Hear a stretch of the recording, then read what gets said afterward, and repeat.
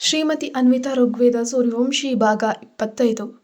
ನೀವು ಬಂದಾಗ ಅನ್ವಿತಾಳ ಪ್ರಜ್ಞೆ ಬಂದ ತಕ್ಷಣ ಮೊದಲು ಆಕೆಗೆ ಒಂದು ಪೌಷ್ಟಿಕ ಆಹಾರವನ್ನು ತಿನ್ನಿಸಿ, ನಂತರ ಈ ಮಾತ್ರೆಗಳನ್ನು ಕೊಡಿ.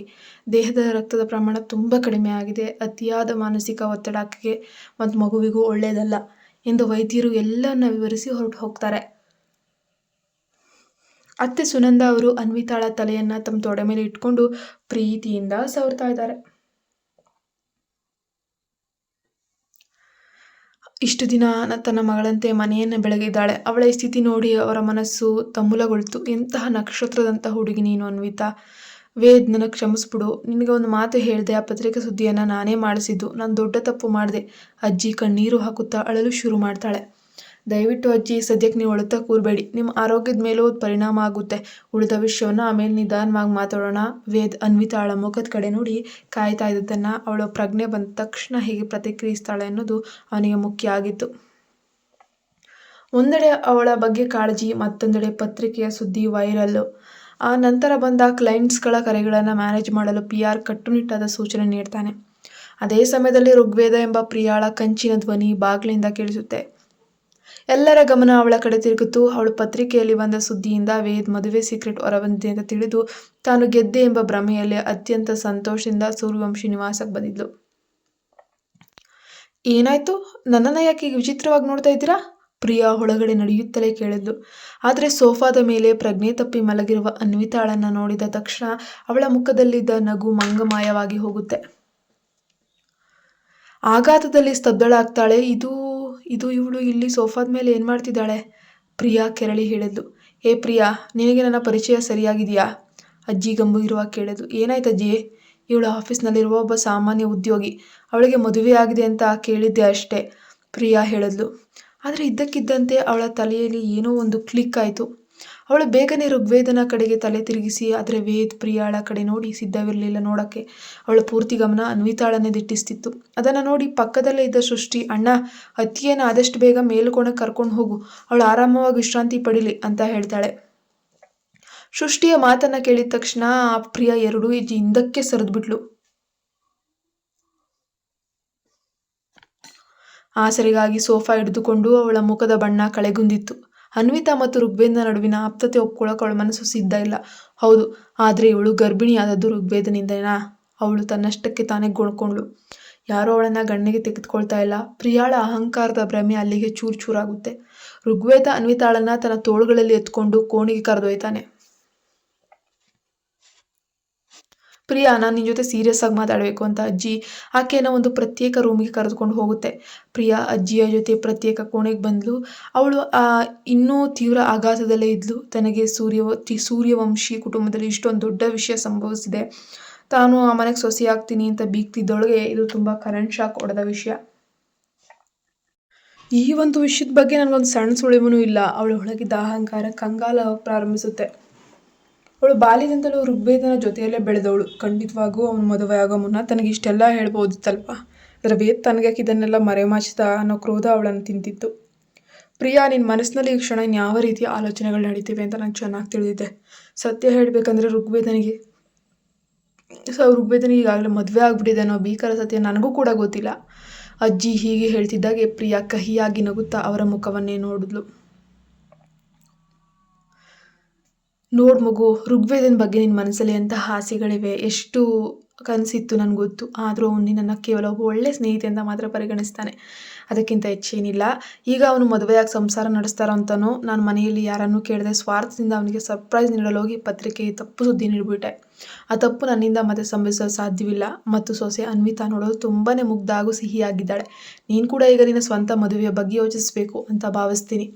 ಹಾಗಾದಾಗ ಮಾತ್ರ ಇದೆಲ್ಲ ಬೇಡದ ಆಲೋಚನೆಗಳು ನಿನ್ನ ತಲೆಯಿಂದ ಶಾಶ್ವತವಾಗಿ ದೂರ ಆಗ್ತವೆ. ಅಜ್ಜಿ ನೇರವಾಗಿಯೇ ಬುದ್ಧಿ ಮಾತನ್ನೇ ಹೇಳ್ತಾರೆ.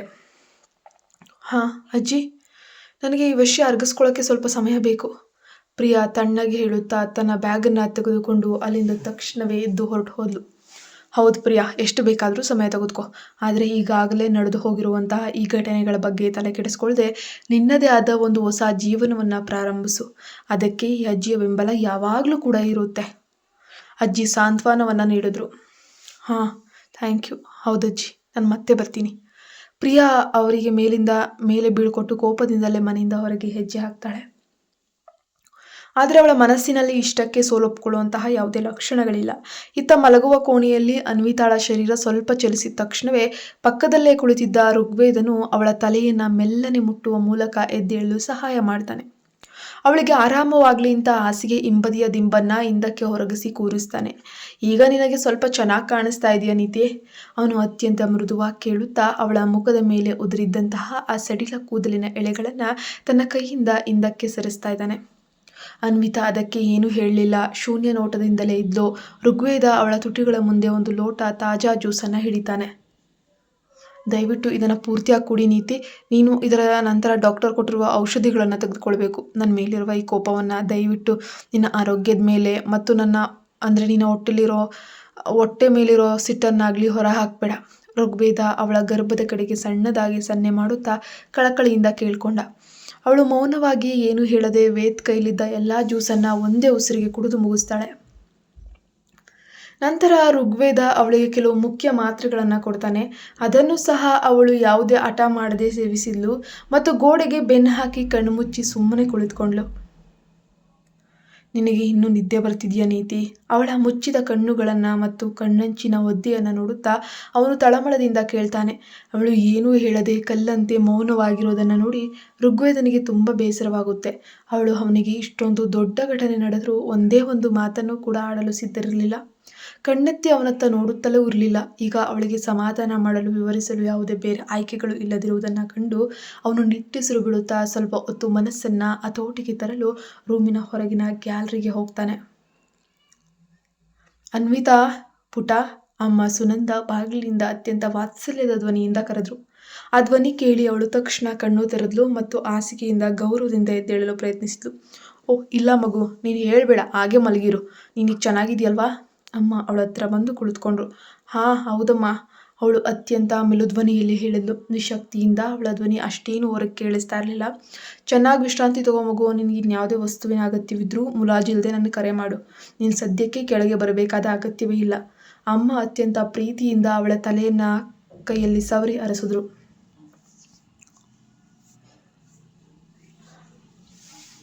ನಿನಗೊಂದು ಮುಖ್ಯ ವಿಷಯ ಹೇಳಬೇಕಮ್ಮ. ನೀವಿಬ್ಬರು ಈಗ ವಯಸ್ಸಿಗೆ ಬಂದಂಥವ್ರು, ದೊಡ್ಡವರು. ಹೊರಗಿನ ಜಗತ್ತಿನಲ್ಲಿ ಏನೇನು ನಂಬಬೇಕು, ಏನು ನಂಬಾರ್ದು ಅಂತ ನೀನು ಚೆನ್ನಾಗಿ ಗೊತ್ತಿರಬೇಕು. ಎಲ್ಲವನ್ನ ಕೋಪದಲ್ಲಿ ನಿರ್ಧಾರ ಮಾಡದೆ ಶಾಂತವಾಗಿ ಯೋಚಿಸು. ಯಾಕಂದರೆ ಅತಿಯಾದ ಕೋಪ, ಅವಸರ ಒಬ್ಬ ವ್ಯಕ್ತಿಯಿಂದ ಅವಳಿಗೆ ಸಿಗಬೇಕಾದ ಇಡೀ ಬದುಕಿನ ಸಂತೋಷವನ್ನು ದೂರ ಮಾಡಿಬಿಡುತ್ತೆ, ಅಮ್ಮ ತಿಳಿ ಹೇಳಿದ್ರು. ಅನ್ವಿತಾ ಇದನ್ನೇ ಕೇಳಿ ಮೌನವಾಗಿ ತಲೆ ಅಳ್ಳಾಡಿಸ್ತಾಳೆ. ಅವಳು ಈಗ ಮಾನಸಿಕವಾಗಿ ಎಷ್ಟು ನೊಂದಿದ್ಲು ಅಂದರೆ ಏನನ್ನು ಯೋಚಿಸುವ ಸ್ಥಿತಿಯಲ್ಲೂ ಕೂಡ ಅವಳು ಇರಲಿಲ್ಲ. ಬನ್ನಿ, ಇನ್ನು ಯಾವುದೇ ಯೋಚನೆ ಇಲ್ಲದೆ ನೆಮ್ಮದಿಯಾಗಿ ವಿಶ್ರಾಂತಿ ತಗೊಳ್ಳಿ. ಮತ್ತು ಆ ಪತ್ರಿಕೆಯ ಫೋಟೋವನ್ನು ಋಗ್ವೇದನ ಅಜ್ಜಿ ನಮಗೆ ಯಾರಿಗೂ ತಿಳಿಸದೆ ಪತ್ರಿಕೆಗೆ ನೀಡಿದ್ದಾರೆ. ನಮ್ಮಲ್ಲಿ ಯಾರಿಗೂ ಅದರ ಬಗ್ಗೆ ಮುಂಚಿತವಾಗಿ ಏನೂ ತಿಳಿದಿರಲಿಲ್ಲ ಮಗು ಎಂದು ಅಮ್ಮ ಸತ್ಯವನ್ನು ಹೇಳಿ ಅಲ್ಲಿಂದ ಹೋದ್ರು. ಆದರೆ ಅನ್ವಿತಾ ಮಾತ್ರ ಅಮ್ಮ ಹೋದ ಬಾಗಿಲಿನ ದಿಕ್ಕನ್ನೇ ಶೂನ್ಯವಾಗಿ ದಿಟ್ಟಿಸುತ್ತಾ ಕಣ್ಣೀರನ್ನು ಹಾಕಕ್ಕೆ ಶುರು ಮಾಡ್ತಾಳೆ.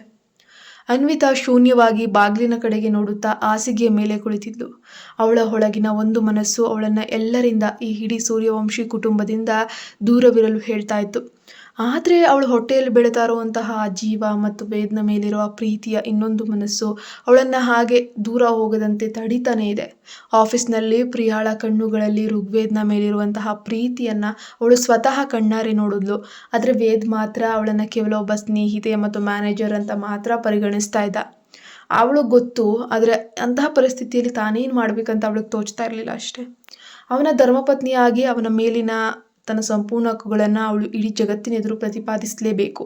ಆದರೆ ಅವಳು ಅವನ ಹೆಂಡತಿ ಅನ್ನೋ ಸತ್ಯ ಈ ಮನೆಯವರನ್ನು ಬಿಟ್ಟರೆ ಹೊರಗಿನ ಜಗತ್ತಿನಲ್ಲಿ ಬಹುಶಃ ಯಾರಿಗೂ ಕೂಡ ತಿಳಿದಿರಲಿಕ್ಕಿಲ್ಲ. ಅವಳ ನಿಶಬ್ದ ನೋಟ ಗ್ಯಾಲರಿಯ ಕಡೆಗೆ ಹೋಯಿತು. ಋಗ್ವೇದ ಅಲ್ಲಿ ನಿಂತು ಹೊರಗಿನ ಆಕಾಶವನ್ನು ಚಿಂತಾಕ್ರಾಂತನಾಗಿ ನೋಡ್ತಾ ಇದ್ದ. ಅವಳಿಗಾಗಿ ಕಂಗಾಲಾಗಿದ್ದ ಅವನ ಕೂದಲು ಕೆದರು ಹೋಗಿತ್ತು. ಅವನು ತನ್ನ ಕೋಟ್ ಬ್ಲೇಸರನ್ನು ಎಲ್ಲೋ ಕಳಚಿ ಬಿಟ್ಟು ಬಂದಿದ್ದಾನೆ. ಅವನ ಶರ್ಟ್ ಮೇಲಿನ ಒಂದೆರಡು ಬಟನ್ಗಳು ಕೂಡ ತೆರೆದಿವೆ. ಆದರೆ ಅವನು ಅಂತಹ ಕಂಗೆಟ್ಟ ಸ್ಥಿತಿಯಲ್ಲಿ ಇಂದಿನಿಂದ ನೋಡಲು ಇನ್ನೂ ಸುಂದರವಾಗಿ ಮತ್ತು ಗಂಭೀರವಾಗಿ ಕಾಣ್ತಾ ಇದ್ದಾನೆ. ಅವಳು ರೂಮಿನ ಗಡಿಯಾರವನ್ನು ನೋಡಿದ್ಲು. ಆಗಲೇ ಬೆಳಗ್ಗೆ 11 ಗಂಟೆ ಆಗೋಗಿದೆ. ಅವನಿಗೆ ಇಂದು ಆಫೀಸ್ನಲ್ಲಿ ಅತ್ಯಂತ ಪ್ರಮುಖವಾದ ಬಿಸ್ನೆಸ್ ಮೀಟಿಂಗ್ಗಳು ಕೂಡ ಇದ್ವು. ಅನ್ವಿತಾಗದೆಲ್ಲ ಮೊದಲೇ ತಿಳಿದಿತ್ತು. ಆದರೂ ಅವನು ತನ್ನೆಲ್ಲ ಕೆಲಸಗಳನ್ನು ಬದಿಗಿಟ್ಟು ಇನ್ನೂ ಇಲ್ಲೇ ನಿಂತಿದ್ದಾನೆ. ಅವಳು ಹಾಸಿಗೆಯಿಂದ ಹೇಗಾದರೂ ಮಾಡಿ ಎದ್ದೇಳಕ್ಕೆ ಪ್ರಯತ್ನಿಸ್ತಿದ್ಲು. ಆದರೆ ದೇಹದ ದೌರ್ಬಲ್ಯದಿಂದ ಅವಳು ಇಡೀ ತಲೆ ಗಿರ್ರನೆ ತಿರುಗುವಂತೆ ಭಾಸವಾಯಿತು. ಅವಳು ನಿಭಾಯಿಸಲಾರದೆ ಮತ್ತೆ ದಪ್ ಅಂತ ಹಾಸಿಗೆ ಮೇಲೆ ಕುಳಿತುಕೊಂಡ್ಬಿಡ್ತಾಳೆ. ನೀತಿ ಅವಳ ಸಣ್ಣದಾದ ಉಸಿರಿನ ಧ್ವನಿ ಕೇಳಿದ ಕೂಡಲೇ ಗ್ಯಾಲರಿಯಲ್ಲಿದ್ದ ಋಗ್ವೇದ ಗಾಬರಿಯಿಂದ ಬಿರುಗಾಳಿಯಂತೆ ಒಳಗೆ ಓಡಿ ಬರ್ತಾನೆ. ನೀನು ಯಾಕೆ ಈಗಲೇ ಹಾಸಿಗೆಯಿಂದ ಎದ್ದೇಳಲು ಹೊರಟಿದ್ಯಾ ನೀತಿ? ನಿನಗೆ ಇನ್ಯಾವುದಾದ್ರೂ ವಸ್ತು ಬೇಕಾ? ನನ್ನನ್ನು ಕರಿಬಾರ್ದಿತ್ತಾ? ಋಗ್ವೇದ ತಕ್ಷಣ ಅವಳ ಹೆಗಲಿಗೆ ಕೈ ಹಾಕಿ ಅವಳನ್ನು ಮತ್ತೆ ಸರಿಯಾಗಿ ಹೊರಗೆ ಕೂರಿಸ್ತಾನೆ. ಅವನ ಕಣ್ಣುಗಳಲ್ಲಿ ಅವಳ ಮೇಲಿರುವ ಅಪಾರವಾದ ಕಾಳಜಿ, ಶುದ್ಧ ಪ್ರೀತಿ ಅವಳಿಗೆ ಸ್ಪಷ್ಟವಾಗಿ ಕಾಣಿಸ್ತಾ ಇತ್ತು. ಆದರೆ ಇಲ್ಲ, ಈ ಹಂತದಲ್ಲಿ ಅವಳ ನೊಂದ ಮನಸ್ಸು ಅದನ್ನು ಅಷ್ಟು ಸುಲಭವಾಗಿ ಸ್ವೀಕರಿಸೋಕೆ ಸಿದ್ಧ ಇರಲಿಲ್ಲ. ಎಲ್ಲವೂ ಇದ್ದಕ್ಕಿದ್ದಂತೆ ಒಂದರ ಮೇಲೊಂದರಂತೆ ಆಘಾತಕಾರಿ ರೀತಿಯಲ್ಲಿ ನಡೀತಾ ಇತ್ತು. ಅವಳು ನಿಖರವಾಗಿ ಏನನ್ನ ಒಪ್ಕೊಳ್ಬೇಕು, ಏನನ್ನ ಬಿಡಬೇಕು. ನಿಮಗೆ ಇಂದು ಆಫೀಸ್ನಲ್ಲಿ ಇಂಪಾರ್ಟೆಂಟ್ ಮೀಟಿಂಗ್ ಇದೆ, ನೀವು ನನ್ನ ಬಗ್ಗೆ ಚಿಂತಿಸದೆ ಆಫೀಸಿಗೆ ಹೋಗ್ಬೋದು. ಅನ್ವಿತಾ ಮುಖ ತಿರುಗಿಸಿ ಮೆಲುಧ್ವನಿಯಲ್ಲಿ ಹೇಳಿದ್ಲು. ಮೀಟಿಂಗಾ? ಅವಳು ನೆನಪಿಸಿದ ತಕ್ಷಣವೇ ಅವನಿಗೆ ಮೀಟಿಂಗ್ ವಿಷಯ ನೆನಪಾಯಿತು.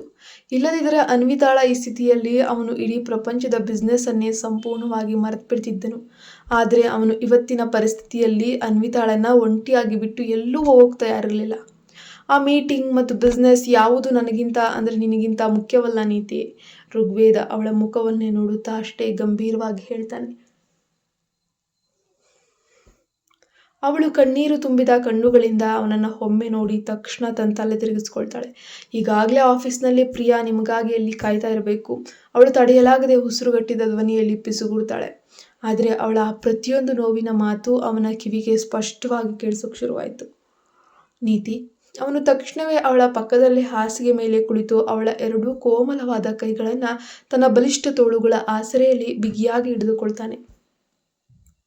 ನೀನು ನನ್ನ ಮೇಲೆ ತುಂಬ ಕೋಪಗೊಂಡಿದೆಯಾ ಅಂತ ನಾನು ಒಪ್ಕೊಳ್ತೇನೆ ನೀತಿ. ಆದರೆ ನನ್ನ ಹಾಣೆಗೂ ಆ ಪತ್ರಿಕೆಯಲ್ಲಿದ್ದ ಆ ಕರಾಳ ಸುದ್ದಿಗೂ ನನಗೆ ಯಾವುದೇ ಸಂಬಂಧ ಇಲ್ಲ. ಅದನ್ನೆಲ್ಲ ನಮಗೆ ತಿಳಿಯದಂತೆ ಅಜ್ಜಿ ಪತ್ರಿಕೆಯವರಿಗೆ ನೀಡಿದ್ದಾರೆ. ಪ್ರಿಯಾ ಮತ್ತು ನಾನು ದಿನವೂ ಆಫೀಸ್ನಲ್ಲಿ ಒಟ್ಟಿಗೆ ಕೆಲಸ ಮಾಡೋದನ್ನು ನೋಡಿ ನಮ್ಮ ನಡುವೆ ಏನೋ ಇದೆ ಅಂತ ಅಜ್ಜಿ ತಪ್ಪು ತಿಳುವಳಿಕೆಯಿಂದ ಹಾಗೆ ಮಾಡಿಬಿಟ್ಟಿದ್ದಾರೆ ಅಷ್ಟೇ. ಆದರೆ ನಾನು ಈಗಾಗಲೇ ಅಜ್ಜಿ ಎದುರು ಎಲ್ಲವನ್ನ ಕಂಪ್ಲೀಟಾಗಿ ಕ್ಲಿಯರ್ ಮಾಡಿದ್ದೀನಿ. ಈಗ ಅವಳಿಗೆ ಮತ್ತು ಮನೆಯವರಿಗೂ ನೀನೇ ನನ್ನ ಧರ್ಮಪತ್ನಿಯನ್ನು ಅಸಲಿ ಸತ್ಯ ತಿಳಿದಿದೆ. ಮತ್ತು ಪ್ರಿಯಾ, ಅವಳು ನನಗೆ ಕೇವಲ ಒಬ್ಬ ಸ್ನೇಹಿತೆ ಮತ್ತು ಈ ಕಂಪನಿಯ ಮ್ಯಾನೇಜರ್ ಅಷ್ಟೇ. ಅದಕ್ಕಿಂತ 1 ಇಂಚು ಹೆಚ್ಚಿಲ್ಲ ನೀತಿ. ಒಂದು ವೇಳೆ ನಿನಗೆ ಇಷ್ಟವಿಲ್ಲದಿದ್ದರೆ ಇವತ್ತಿನಿಂದಲೇ ನಾನು ಅವಳೊಂದಿಗೆ ಮಾತನಾಡುವುದನ್ನು ಮತ್ತು ಮುಖ ನೋಡುವುದನ್ನು ಸಂಪೂರ್ಣವಾಗಿ ನಿಲ್ಲಿಸುತ್ತೇನೆ. ಆದರೆ ದಯವಿಟ್ಟು ನನ್ನಿಂದ ಹೀಗೆ ದೂರ ಹೋಗುವ ಮಾತಾಡಿ ನನ್ನನ್ನು ಕಲ್ಲಾಗಿಸಬೇಡ ನೀತಿ. ಋಗ್ವೇದ ಅತ್ಯಂತ ಭಾವುಕನಾಗಿ ಕಳಕಳಿಯಿಂದ ಕೇಳ್ಕೊಳ್ತಾ ಇದ್ದಾನೆ. ಅನ್ವಿತಾ ಕಣ್ಣೀರನ್ನು ಸುರಿಸುತ್ತಾ ಅವನ ಮುಖವನ್ನೇ ದಿಟ್ಟಿಸಿ ನೋಡಿದ್ಲು. ಅವಳ ಕಣ್ಣುಗಳಲ್ಲಿ ಕಣ್ಣೀರನ್ನೋದು ಉಕ್ಕಿ ಹರಿತಾ ಇತ್ತು. ನನಗೀಗ ನಿಜಕ್ಕೂ ಏನೂ ಅರ್ಥ ಆಗ್ತಾಯಿಲ್ಲ ಋಗ್ವೇದ. ಅವಳು ಗೊಂದಲದಿಂದ ಜೋರಾಗಿ ತಲೆಯನ್ನು ಅಳ್ಳಾಡಿಸೋಕೆ ಶುರು ಮಾಡ್ತಾಳೆ. ಸರಿ ಮುದ್ದಮ್ಮ, ನೀನು ಸದ್ಯಕ್ಕೆ ಇನ್ಯಾವುದರ ಬಗ್ಗೆನೂ ಯೋಚಿಸ್ಬೇಕಾಗಿಲ್ಲ. ನಿನಗೆ ಈ ವಿಷಯವನ್ನು ಅರಗಿಸ್ಕೊಳ್ಳೋಕೆ ಎಷ್ಟು ಸಮಯ ಬೇಕೋ ಅಷ್ಟು ಸಮಯ ತಗೋ, ರೆಸ್ಟ್ ತಗೋ. ನಾನು ನಿನ್ನ ಮೇಲೆ ಯಾವುದೇ ಒತ್ತಡವನ್ನು ಖಂಡಿತ ಹಾಕೋದಿಲ್ಲ. ಋಗ್ವೇದ ಪ್ರೀತಿಯಿಂದ ತನ್ನ ಬೆರಳುಗಳಿಂದ ಅವಳ ಕೆನ್ನೆಯ ಮೇಲೆ ಅರಿತಿದ್ದಂತಹ ಆ ಒಂದು ಬಿಸಿ ಕಣ್ಣೀರನ್ನು ಮೆಲ್ಲನೆ ಹೊರಿಸ್ತಾನೆ. ಅವಳು ಅನುಭವಿಸ್ತಾ ಇರುವಂತಹ ಒಂದು ಮಾನಸಿಕ ನೋವು ಅವನಿಗೆ ಈ ಕ್ಷಣಕ್ಕೆ ಅತಿಯಾಗಿ ಕಾಡ್ತಾ ಇತ್ತು. ನೀನು ಈಗ ಯಾವುದೇ ಟೆನ್ಷನ್ ಇಲ್ಲದೆ ನೆಮ್ಮದಿಯಾಗಿ ವಿಶ್ರಾಂತಿ ಪಡಿತೀಯಾ ಅಲ್ವಾ ನೀತಿ? ಋಗ್ವೇದ ಕೇಳ್ತಾನೆ. ಮಾತ್ರೆಗಳ ತೀವ್ರ ಪರಿಣಾಮದಿಂದ ಅವಳಿಗೆ ಈಗ ತಾನಾಗಿಯೇ ಕಣ್ಣುಗಳು ಭಾರವಾಗಿ ನಿದ್ದೆ ಆವರಿಸ್ತಾ ಇದೆ. ಅವನು ಅವಳನ್ನು ಹಾಸಿಗೆ ಮೇಲೆ ಜಾಗರೂಕತೆಯಿಂದ ಮಲಗಿಸಿ ಸರಿಯಾಗಿ ಹೊದಿಕೆಯನ್ನು ಒದಿಸ್ತಾನೆ. ನಂತರ ರೂಮಿನ AC ತಾಪಮಾನವನ್ನು ಅವಳಿಗೆ ತಕ್ಕಂತೆ ಹೊಂದಿಸಿ ಅವಳ ಪಕ್ಕಕ್ಕೆ ಮೆಲ್ಲನೆ ಬಾಗಿ ಅವಳ ಹಣೆಗೆ ತನ್ನ ತುಟಿಗಳನ್ನು ಒತ್ತಿ ಮತ್ತೊಮ್ಮೆ ಮುತ್ತಿಡ್ತಾನೆ. ಇವತ್ತಿನ ಖಂಡಿತವಾಗಿಯೂ ಇಡೀ ಜಗತ್ತಿನ ಮುಂದೆ ನನ್ನ ಹೆಂಡತಿಯಾಗಿ ಗೌರವದಿಂದ ಗುರುತಿಸಲ್ಪಡ್ತೀಯ ನೀತಿ. ನಿನ್ನ ಮೇಲೆ ಬಂದಿರುವಂತಹ ಈ ಕಳಂಕವನ್ನು ನಾನೇ ಇವತ್ತು ಅಳಿಸಾಕ್ಬಿಡ್ತೀನಿ. ಅವನು ಮನಸ್ಸಿನಲ್ಲೇ ದೃಢವಾಗಿ ಮುಗುಳ್ನಕ್ಕು ತಕ್ಷಣ ಪ್ರೆಸ್ ಕಾನ್ಫರೆನ್ಸ್ಗೆ ತಯಾರಾಗಲು ಫ್ರೆಶ್ ಅಪ್ ಆಗೋಕ್ಕೆ ಬಾತ್ರೂಮ್ ಕಡೆಗೆ ಹೊರಡ್ತಾನೆ. ಇನ್ನೊಂದೆಡೆ ಆಫೀಸ್ನಲ್ಲಿ ಕುಳಿತಿದ್ದ ಕಪಟ ಪ್ರಿಯಾ ಮಾತ್ರ ತನ್ನದೇ ಆದ ಭ್ರಮೆಯಲ್ಲಿದ್ದು. ಋಗ್ವೇದ, ನೀನು ನನ್ನನ್ನು ಬಿಟ್ಟು ಇನ್ಯಾರನ್ನು ಮದುವೆ ಆಗೋಕ್ಕಾಗಲ್ಲ. ನೀನು ಈ ಯೋಚಿಸ್ತಿರೋದಕ್ಕಿಂತ ಹೆಚ್ಚು ಸಂತೋಷವಾಗಿ ನನ್ನೊಂದಿಗೆ ಇರಲಿದ್ದೀಯಾ? ಅದಕ್ಕಾಗಿ ನಾನು ಈ ಬಾರಿ ದೊಡ್ಡ ಆಟ ಆಡೋಕ್ಕೆ ಶುರು ಮಾಡ್ತೀನಿ. ಅವಳೊಳಗೆ ಸಂಚನ್ನು ರೂಪಿಸ್ತಾ ಇದ್ಲು. ಹೀಗೆ ಒಬ್ಬರನ್ನೊಬ್ಬರು ಮೌನವಾಗಿ ನೋಡುತ್ತಾ ಶ್ರುತಿ ಪ್ರಿಯಾಳ ಮುಖವನ್ನೇ ದಿಟ್ಟಿಸುತ್ತಾ ಮಾತಾಡ್ತಿದ್ದಾಳೆ. ನಾನು ಸುಮ್ಮನೆ ಏನು ಹೇಳ್ತಾ ಇಲ್ಲ ಶ್ರುತಿ. ಅವಳು ಅನ್ವಿತಾ, ತನ್ನ ಋಗ್ವೇದನ ಹೆಂಡತಿಯಂತೆ ನನಗೆ ಸವಾಲಾಗ್ತಿದ್ದಾಳೆ ಈ ಮಧ್ಯಮ ವರ್ಗದ ಹುಡುಗಿ. ಪ್ರಿಯಾ ತೀವ್ರ ಆಕ್ರೋಶದಿಂದ ಕೈಯಲ್ಲಿದ್ದ ಗ್ಲಾಸ್ನಿಂದ ವೈನನ್ನು ಇನ್ನೊಂದು ಸಿಪ್ಪಾಗಿ ತೆಗೆದುಕೊಳ್ತಾಳೆ. ಅವರಿಬ್ಬರು ನಗರದ ಒಂದು ಪ್ರತಿಷ್ಠಿತ ಬಾರ್ನಲ್ಲಿ ಕುಳಿತು ವೈನನ್ನು ಕುಡಿತಾ ಇದ್ದಾರೆ. ಪ್ರಿಯಾ ತನ್ನ ಒಳಗಿರುವಂತಹ ಸೋಲ್ನ ಕೋಪನ ತಡೆಯಲಾರದೆ ಇಡೀ ಬಾಟ್ಲಿಯನ್ನು ಮುಗಿಸ್ತಾ ಇದ್ದಾಳೆ. ವಿಪರೀತ ಕುಡಿತದಿಂದ ಅವಳಿಗೆ 2 ಕಣ್ಣುಗಳು ಕಂಪ್ಲೀಟಾಗಿ ಕೆಂಪಾಗಿದ್ವು. ಆ ಕ್ಷಣ ಆ ಅನ್ವಿತಾ ಏನಾದರೂ ತನ್ನ ಕಣ್ಣೆದುರು ಬಂದರೆ ಅವಳು ಖಂಡಿತವಾಗಿಯೂ ಅವಳ ಕತ್ತನ್ನು ಸೀದಾ ಇಸ್ಕಿಕೊಳ್ಳುವಷ್ಟು ಕ್ರೂರವಾಗಿ ಅವಳಿಗೆ ಭಾಸ ಆಗ್ತಾಯಿತ್ತು. ಆದರೆ ಋಗ್ವೇದ್ ಸರ್ರು ಅವಳನ್ನು ರಹಸ್ಯವಾಗಿ ಮದುವೆ ಆಗಿರುವಂಥದ್ದು, ಇಷ್ಟು ವರ್ಷಗಳ ಕಾಲ ನಿಮ್ಮ ಜೊತೆಯಲ್ಲೇ ಇದ್ದರು, ನಿಮಗೆ ಒಂದು ಸಣ್ಣ ವಿಷಯನೂ ಹೇಳ್ದೆ ಮುಚ್ಚಿಟ್ಟಿದ್ದಾರಲ್ವಾ. ಶ್ರುತಿ ಪ್ರಿಯಾಳ ಅಹಂಕಾರಕ್ಕೆ ಮತ್ತಷ್ಟು ಕಿಚ್ಚು ಬೆಂಕಿಯನ್ನು ಹಚ್ಚಿದ್ಲು. ಅದೇ ನನ್ನ ತಲೆ ಕೆಡಿಸ್ತಾ ಇರೋದು. ಋಗ್ವೇದ ಕೂಡ ನನ್ನ ಹತ್ರ ಈ ಸತ್ಯವನ್ನು ಮರೆ ಮಾಡಿದ್ದಾನೆ. ಆದರೆ ನಾನು ಅನ್ವಿತಾಳನ್ನು ಅಷ್ಟು ಸುಲಭವಾಗಿ ಬಿಡೋದಿಲ್ಲ. ಯಾವ ಯೋಗ್ಯತೆಯಿಂದ ಅಂತ ಸಾಧಾರಣ ಮಧ್ಯಮ ವರ್ಗದ ಹುಡುಗಿ ಇಡೀ ಸೂರ್ಯವಂಶಿ ಸಾಮ್ರಾಜ್ಯದ ಒಡೆಯ ಋಗ್ವೇದನ ಪಕ್ಕದಲ್ಲಿ ಹೆಂಡತಿಯಾಗಿ ನಿಲ್ಲೋಕೆ ಅರ್ಹ? ಖಂಡಿತ ಇಲ್ಲ. ಅವಳ ಸ್ಥಾನ ಎಲ್ಲಿಗೆ ಅಂತ ನಾನು ತೋರಿಸ್ತೀನಿ. ಪ್ರಿಯಾ ಅಲ್ಲನ್ನು ಕಚ್ಚಿದ್ಲು. ಖಂಡಿತ ಆ ರಹಸ್ಯ ಮದುವೆ ಹಿಂದೆ ಬೇರೆ ಏನೋ ದೊಡ್ಡ ಕಾರಣ ಇರುತ್ತೆ. ಶ್ರುತಿ ತನ್ನ ಕುತಂತ್ರದ ಬುದ್ಧಿಯನ್ನು ಉಪಯೋಗಿಸಿದ್ಲು. ಏನು ಹೇಳ್ತಿದ್ದೀರಾ ಶ್ರುತಿ? ನಿನ್ನ ಮಾತಿಗೆ ಅರ್ಥ ಏನು? ಪ್ರಿಯಾ ಗ್ಲಾಸನ್ನು ಕೆಳಗಿಟ್ಟು ಅವಳತ್ತ ಕಣ್ಣು ಕಿರಿದುಗೊಳಿಸಿ ನೋಡಿದ್ಲು. ನೋಡಿ ಸರ್ ಬಗ್ಗೆ ನಿಮಗೆ ಬಾಲ್ಯದಿಂದಲೂ ಎಲ್ಲವೂ ಗೊತ್ತು. ಆದರೆ ಅವರು ಯಾಕೆ ಇದ್ದಕ್ಕಿದ್ದಂತೆ ನಮ್ಗಾರಿಗೂ ತಿಳಿದಿರೋ ಥರ ಆತುರವಾಗಿ ಮದುವೆ ಆಗ್ತಾರೆ? ಅದು ನಿಮಗೆ ತಿಳಿದಿಲ್ವಾ? ಮೊದಲನೇದಾಗಿ ಅವ್ರು ಯಾಕೆ ಅಂತ ಸಾಮಾನ್ಯ ಹುಡುಗಿಯನ್ನು ಮದುವೆ ಆಗಬೇಕು? ಅದಕ್ಕೆ ಏನಾದರೂ ಬಲವಾದ ಬಿಸ್ನೆಸ್ ಕಾರಣ ಇರಬೇಕು, ಅಥವಾ ಬಹುಶಃ ಅದು ಕೇವಲ ಒಂದು ದೈಹಿಕ ಅಗತ್ಯಕ್ಕಾಗಿ ಮಾಡಿಕೊಂಡಂತಹ 1 ನೈಟ್ ಕಾಂಟ್ರಾಕ್ಟ್ ಅಥವಾ ಒಪ್ಪಂದದ ಮದುವೆನೂ ಇರಬಹುದೇನೋ ಅಲ್ವಾ? ಶ್ರುತಿ ಕೀಳಾಗಿ ಹೇಳ್ತಾ ತುಂಬ ಕೀಳಾಗಿ ಯೋಚನೆ ಮಾಡಿ ನಕ್ಕದ್ಲು. ಇಲ್ಲ, ಋಗ್ವೇದನ್ ಕ್ಯಾರೆಕ್ಟ್ರು ಆಗಲ್ಲ ಶ್ರುತಿ, ಅವನಂತಹ ಕೀಳು ಕೆಲಸ ಮಾಡಲ್ಲ. ಪ್ರಿಯಾ ತಕ್ಷಣ ತಡೆದ್ಲು. ಅಯ್ಯೋ ಪ್ರಿಯಾ, ನೀವಿನ್ನೂ ಮುಗ್ಧರಾಗಿದ್ದೀರಿ ನೋಡಿ. ಎಲ್ಲರಿಗೂ ದೈಹಿಕ ಅಗತ್ಯಗಳಿರ್ತವೆ ಮತ್ತು ನಾನು ಅಂತಹ ವೈಯಕ್ತಿಕ ವಿಷಯಗಳನ್ನು ನನ್ನೊಂದಿಗೆ ಜಾಸ್ತಿ ಚರ್ಚಿಸೋದಿಲ್ಲ. ಒಂದು ವೇಳೆ ಅವ್ರ ತಾಯಿ ಸುನಂದ ಬೇರೆ ರೀತಿಯಲ್ಲಿ ಬಲವಂತವಾಗಿ ಯೋಚಿಸಿ ಈ ಮದುವೆಯನ್ನು ರಹಸ್ಯವಾಗಿ ಏರ್ಪಡಿಸಿರಬಹುದು. ಹಾಗಿದ್ಮೇಲೆ ನೀವು ಯಾಕೆ ಈ ಸಣ್ಣ ವಿಷಯಕ್ಕೆ ಇಷ್ಟೊಂದು ಹೆದರುತ್ತೀರಾ? ಶ್ರುತಿ ಪ್ರಿಯಾಳ ತಲೆಯನ್ನು ಪೂರ್ತಿಯಾಗಿ ಕೆಡಿಸ್ತಾಳೆ.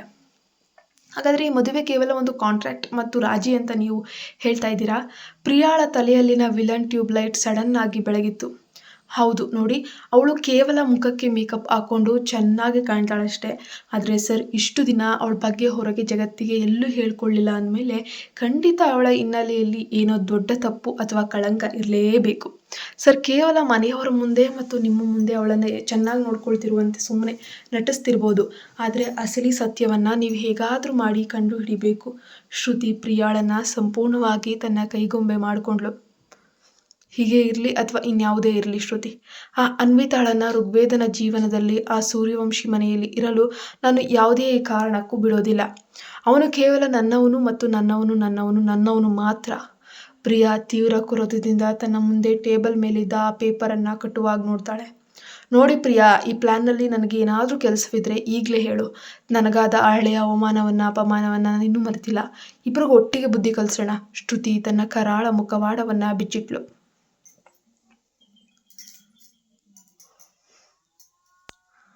ಪ್ರಿಯಾ ಕೂಡ ಅದಕ್ಕೆ ಕ್ರೂರವಾಗಿ ಮುಗುಳ್ನಗುತ್ತಾ ಅವಳು ಕೇವಲ ಋಗ್ವೇದನನ್ನು ಮಾತ್ರ ಪ್ರೀತಿಸ್ತಿರಲಿಲ್ಲ, ಬದಲಾಗಿ ತನ್ನ ಅಹಂಕಾರ ಮತವನ್ನು ಅತಿಯಾಗಿ ಪ್ರೀತಿಸ್ತಾ ಇದ್ಲು. ಋಗ್ವೇದ ತನ್ನನ್ನು ಪ್ರೀತಿಸ್ತಾನೆ ಮತ್ತು ಮದುವೆ ಆಗಲಿದ್ದಾನೆ ಅಂತ ಅವಳು ಈಗಾಗಲೇ ಇಡೀ ಆಫೀಸ್ ಆದ್ಯಂತ ಸುಳ್ಳು ಸುದ್ದಿ ಹರಡ್ಬಿಟ್ಟಿದ್ದಾಳೆ. ಹಿಂದಿನ ಪತ್ರಿಕೆಯಲ್ಲಿ ತಮ್ಮ ಮದುವೆ ಸುದ್ದಿ ನೋಡಿದ ನಂತರ ಅವಳಿಗೆ ಬೆಳ್ಳಂಬೆಳಗ್ಗೆ ಅನೇಕ ದೊಡ್ಡ ಜನರಿಂದ ಕಂಟಿನ್ಯೂಸ್ ಆಗಿ ಅಭಿನಂದನಾ ಕರೆಗಳು ಬಂದಿದ್ವು. ಸೂರ್ಯವಂಶಿ ಕುಟುಂಬದ ಹಿರಿ ಸೊಸೆಯಾಗುವುದು ಅದೆಷ್ಟು ಶಕ್ತಿಶಾಲಿ ರಾಜಯೋಗ ಅಂತ ಅವಳಿಗೆ ಚೆನ್ನಾಗಿ ತಿಳಿದಿತ್ತು. ಮತ್ತು ಅವಳು ಬದುಕಿನಲ್ಲಿ ಆಸೆ ಪಟ್ಟಿದ್ದು ಅದೊಂದೇ ಅಧಿಕಾರವನ್ನೇ ಅಷ್ಟೇ. ಇತ್ತ ಪ್ರಿಯಾ ಋಗ್ವೇದನನ್ನ ಮದುವೆಯಾಗಿ ಆ ಕೋಟ್ಯಾಂತರ ಆಸ್ತಿ ಮನೆಗೆ ಹೋದರೆ ತಮ್ಮ ಬಹಳಷ್ಟು ಹಣ, ಮರ್ಯಾದೆ, ಅಂತಸ್ತು, ಸುಖ ಸಿಗ್ತದೆ ಅಂತ ಪ್ರಿಯಾಳ ಸ್ವಂತ ಮನೆಯಲ್ಲೂ ಸಹ ಅವಳ ತಂದೆ ತಾಯಿ ಅವಳನ್ನು ವಿಪರೀತವಾಗಿ ಚೆನ್ನಾಗಿ ನೋಡ್ಸ್ಕೊಳ್ತಾ ಇದ್ರು. ಆದರೆ ಈಗ ಏನಾದರೂ ವೇದ್ ಮದುವೆಯಾಗಲಿರುವಂಥ ಅಸಲಿ ಸುದ್ದಿ ಹೊರ ಬಂದರೆ ಇಡೀ ಸೊಸೈಟಿಯಲ್ಲಿ ಮತ್ತು ಅವಳ ಸ್ವಂತ ಮನೆಯಲ್ಲೂ ಅವಳಿಗೆ ಯಾವುದೇ ಗೌರವ ಸಿಗೋದಿಲ್ಲ, ಪ್ರೀತಿ ಸಿಗೋದಿಲ್ಲ ಅನ್ನೋ ಭಯ ಅವಳನ್ನು ಒಂದು ಕಡೆ ಚೆನ್ನಾಗಿ ಕಾಡೋಕ್ಕೆ ಶುರುವಾಗುತ್ತೆ. ಆದರೆ ಋಗ್ವೇದ ಇವತ್ತು ಪ್ರಿಯಾ ಯೋಚಿಸ್ತಿರೋದಕ್ಕಿಂತ 2 ಹೆಜ್ಜೆ ಮುಂದಿದ್ದಾನೆ. ಅವನು ಈಗಾಗಲೇ ಇವತ್ತು ಸಂಜೆ ಇಡೀ ರಾಜ್ಯದ ಪ್ರೆಸ್ ಮೀಟ್ ಅಂದರೆ ಮಾಧ್ಯಮ ಸಮ್ಮೇಳನ ಕರೆದಿದ್ದಾನೆ. ಮತ್ತು ಪ್ರಿಯಾಳಿಗೆ ಯಾವಾಗ ಈ ಪ್ರೆಸ್ ಮೀಟ್ ವಿಷಯದ ಸುಳಿವು ಸಿಕ್ತೋ ಅವಳು ಮೊದಲು ವಿಪರೀತ ಕೋಪಗೊಳ್ತಾಳೆ. ಆದರೆ ನಂತರ ಅವಳ ವಿಕೃತ ತಲೆಗೆ ಕೆಲವೊಂದಷ್ಟು ಕರಾಳವಾದ ಆಲೋಚನೆಗಳು ಬಂದ ತಕ್ಷಣವೇ ಅವಳು ಜೋರಾಗಿ ನಗಾಡೋಕ್ಕೆ ಶುರು ಮಾಡ್ತಾಳೆ. ಋಗ್ವೇದ, ನೀನು ಅನ್ವಿತಾಗೆ ಗೌರವ ಕೊಡಲು ಮಾಡ್ತಿರೋ ಈ ಸಮ್ಮೇಳನ ಇವತ್ತು ಯಾವುದೇ ಕಾರಣಕ್ಕೂ ನಡೆಯೋಕ್ಕೆ ಸಾಧ್ಯ ಇಲ್ಲ. ಆಗೊಂದು ವೇಳೆ ಇವತ್ತು ಸಂಜೆ ಆ ಮೀಡಿಯಾ ಸಮ್ಮೇಳನ ನಡೆದ್ರೆ ನಿನ್ನ ಆ ಮುದ್ದಿನ ಹೆಂಡತಿ ಅನ್ವಿತಾ ಇಡೀ ಪ್ರಪಂಚದ ಮುಂದೆ ಎಂದೂ ಊಹಿಸದ ಭೀಕರ ಅವಮಾನವನ್ನು ಖಂಡಿತ ಅನುಭವಿಸೇ ತೀರ್ತಾಳೆ ಅಂತ ಹೇಳಿಬಿಟ್ಟು ಪ್ರಿಯಾ ತಕ್ಷಣವೇ ತನ್ನ ಫೋನನ್ನು ತೆಗೆದು ಇನ್ಯಾರಿಗೋ ರಹಸ್ಯವಾಗಿ ಕರೆಯನ್ನು ಮಾಡ್ತಾ ಇದ್ದಾಳೆ. ಪ್ರತಿಯೊಬ್ಬರನ್ನ ನಡಗಿಸಲಿರುವಂತಹ ಒಂದು ಮುಕ್ತಾಯ ಹೇಗಿರ್ಬೋದು? ಪ್ರಿಯಾ ಇವತ್ತು ಸಂಜೆ ನಡೆಯಲಿರೋ ವೇದ್ನಾ ಅಫಿಷಿಯಲ್ ಪ್ರೆಸ್ ಮೀಟಿಂಗ್ ಭೀಕರ ಬ್ರೇಕ್ ಆಗೋಕೆ ಯಾರಿಗೆ ಕಾಲ್ ಮಾಡ್ತಾ ಇದ್ದಾಳೆ, ಏನು ಮಾಡ್ತಾಳೆ, ಅವಳು ಹೂಡಿರೋ ಆ ಕರಾಳ ಸಂಚಿನಿಗೆ ಅನ್ವಿತಾ ಹೇಗೆ ಬಲಿಯಾಗ್ತಾಳೆ, ಅನ್ವಿತಾಳು ಮೀಡಿಯಾದವರ ಮುಂದೆ ಇನ್ಯಾವ ಭೀಕರ ಕಳಂಕ ಎದುರಿಸ್ತಾಳೆ. ಇತ್ತ ತನ್ನ ಹೆಂಡತಿ ಗರ್ಭಿಣಿಯನ್ನು ಖುಷಿಲಿರೋ ಋಗ್ವೇದ್ಗೆ ಯಾವ ಒಂದು ಟೆನ್ಷನ್ ಬರುತ್ತೆ ನೋಡೋಣ ಮುಂದಿನ ಭಾಗದಲ್ಲಿ. Channel subscribe